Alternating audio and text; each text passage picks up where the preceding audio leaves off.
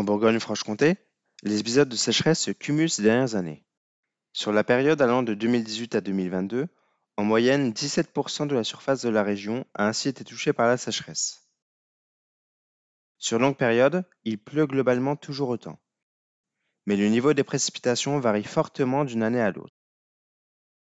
Et s'il y a davantage de sécheresse, c'est parce que depuis une trentaine d'années, il fait nettement plus chaud.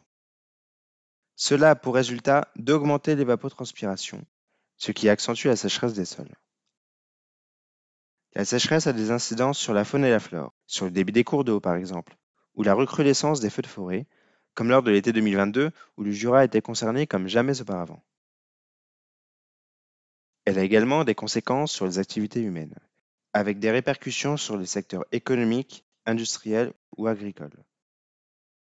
Elle engendre des dégâts sur les infrastructures, provoquant par exemple des mouvements de terrain susceptibles d'entraîner des fissures dans les fondations.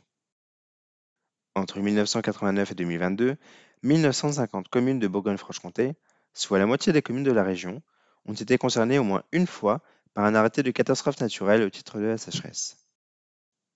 Enfin, elle a également des conséquences sur la population, en provoquant des tensions sur l'approvisionnement en eau potable.